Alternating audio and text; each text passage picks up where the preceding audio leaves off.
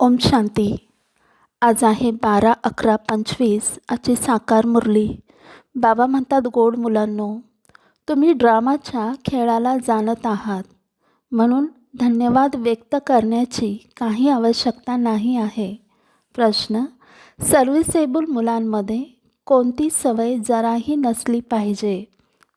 बाबा म्हणतात, मागण्याची. तुम्हाला बाबांकडून आशीर्वाद किंवा कृपा आदी मागण्याची काही गरज नाही. तुम्ही कोणाजवळ पैसेही मागू शकत नाही. मागण्यापेक्षा मरण आलेलं चांगलं. तुम्ही जाणत आहात, ड्रामानुसार कल्पापूर्वी ज्यांनी बीज पेरलं असेल तेच उगवणार. ज्यांना आपलं भविष्य उच्च बनवायचं असेल ते जरूर सहयोगी बनतील. तुमचं काम आहे सर्व्हिस करणं. तुम्ही कोणाजवळही काही मागू शकत नाही. भक्तीमध्ये मागत असतात, ज्ञानामध्ये नाही.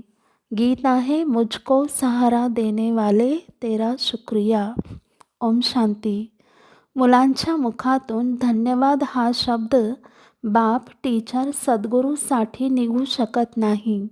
कारण की मुलं जाणत आहे, हा खेळ बनवला गेला आहे. धन्यवाद करण्याची काही गरज नाही. हे पण मुलं जाणत आहे ड्रामानुसार. ड्रामा हे अक्षर देखील तुम्हा मुलांच्या बुद्धीमध्ये येत असते.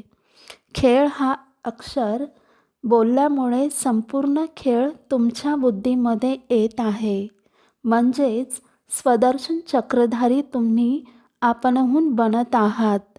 3 लोकांचं ज्ञानही तुमच्या बुद्धीमध्ये येत असते. मूलवतन, सूक्ष्मवतन, स्थूलवतन.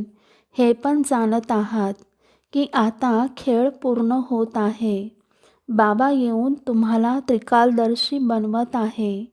3ही काळाचे, 3ही लोकाचे, आदी मध्य अंताचे राज समजावून सांगत आहे.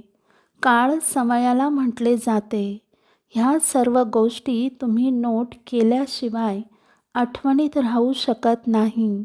बाबा म्हणतात, तुम्ही मुले तर खूप पॉईंट्स विसरून जाता. ड्रामाच्या ड्युरेशनला पण तुम्ही जाणत आहात. तुम्ही त्रिनेत्री, त्रिकालदर्शी बनत आहात. ज्ञानाचा 3रा नेत्र मिळून जातो.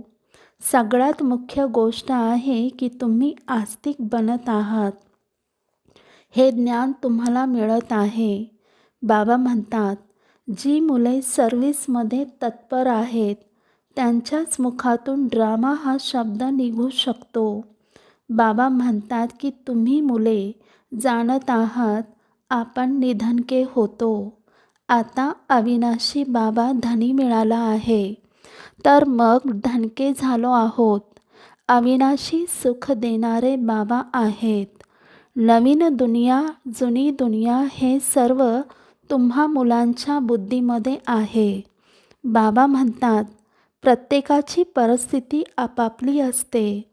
समजावून पण तेच सांगणार जे बाबांच्या आठवणीमध्ये राहणार. बाबांच्या आठवणीने शक्ती मिळते. बाबा तर आहेतच धारदार तलवार. तुम्हा मुलांमध्ये धार करायची आहे. योग बलाने विश्वाची बादशाही म्हणजे राजशाही प्राप्त करत आहात. आठवणीने बळ मिळत असते, ज्ञानाने नाही. बाबा म्हणतात, मुलांना समजावून सांगितले आहे. नॉलेज सोर्स ऑफ इन्कम आहे आणि योगाला शक्ती म्हणजे बल म्हटले आहे. रात्रंदिवसाचा फरक आहे. आत्मा आता ज्ञान चांगलं की योग चांगला. योग म्हणजे आठवणच नामीग्रामी आहे. योग अर्थात बाबांची आठवण. बाबा म्हणतात, ह्या आठवणीच्या द्वारे तुमची पापे नष्ट होणार आहे. ह्यावर बाबा जास्त जोर देत असतात. ज्ञान तर सहज आहे. भगवानुवाच, मी तुम्हाला सहज ज्ञान ऐकवत आहे.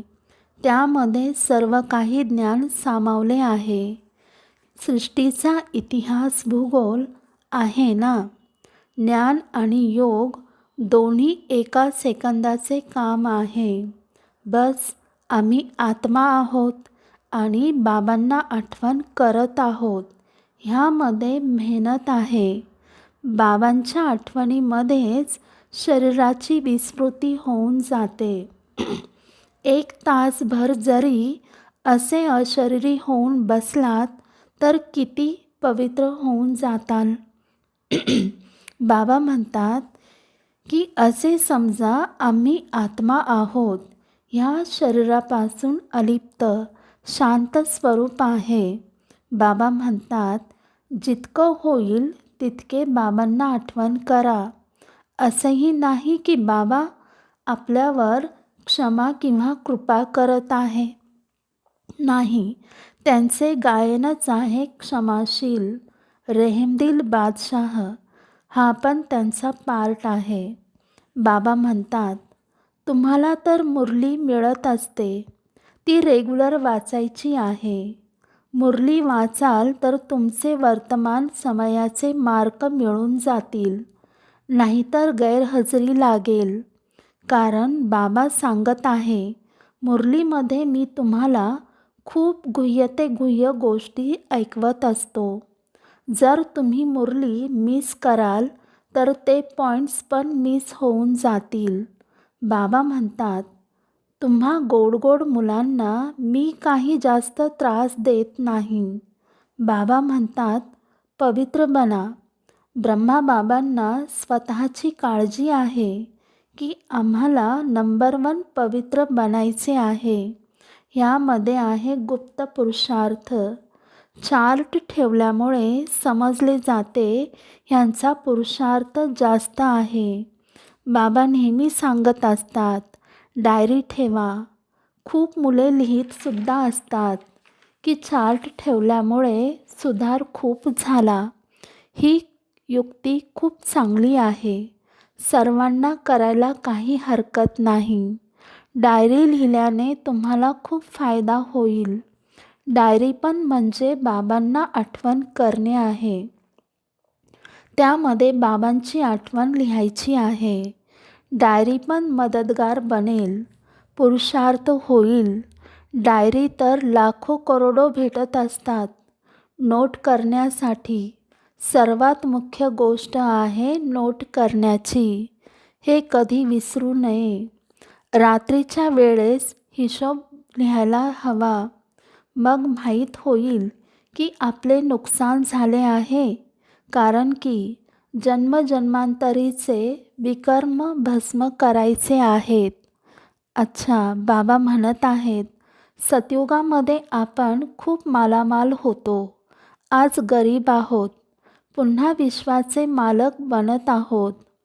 तुम्हा मुलांना आपल्या भाग्याचे धन्यवाद करायला हवे की आपण पद्मापदम भाग्यशाली आहोत.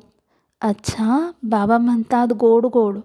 खूप खूप वर्षानंतर भेटलेल्या मुलांप्रती मातपिता बापदादांची प्रेमपूर्वक आठवण आणि सुप्रभात. आत्मिक पित्याचा आत्मिक मुलांना नमस्ते. आम्हा आत्मिक मुलांचा आत्मिक पित्याला प्रेमपूर्वक आठवण आणि नमस्ते. धारणेसाठी मुख्य सारांश. पहिला, विकर्मापासून वाचण्यासाठी ह्या शरीरामध्ये राहून अशरीरी बनण्याचा पुरुषार्थ करायचा आहे. आठवणीची यात्रा अशी असावी की शरीराची विस्मृती झाली पाहिजे. दुसरा, ज्ञानमंथन करून आस्तिक बनायचे आहे. आपल्या उन्नतीसाठी डायरीमध्ये आठवणीचा चार्ट नोट करायचा आहे. वरदान, आत्मिक शक्तीला प्रत्येक कर्मामध्ये उपयोगात आणणारे युक्तियुक्त जीवनमुक्त भव. विस्तार, या ब्राह्मण जीवनाची विशेषताच आहे आत्मिकता. आत्मिक शक्तीनेच स्वतःला व सर्वांना परिवर्तन करू शकता. ह्या शक्तीने अनेक प्रकारचे दैहिक बंधनापासून मुक्ती मिळते. पण युक्तियुक्त बनून प्रत्येक कर्मामध्ये लूज होण्याऐवजी आत्मिक शक्तीला उपयोगात आणा. मनसा वाचा कर्मणा तीनही गोष्टींमध्ये त्याबरोबर आत्मिक शक्तीचा अनुभव झाला पाहिजे. जे तीनही गोष्टीत युक्त आहे तेच जीवनमुक्त आहेत. बोधवाक्य: सत्यतेच्या विशेषताद्वारा खुशी आणि शक्तीची अनुभूती करत चला. सत्यतेच्या शक्तीद्वारा खुशी आणि शक्तीची अनुभूती करत चला. अच्छा. ओम शांती.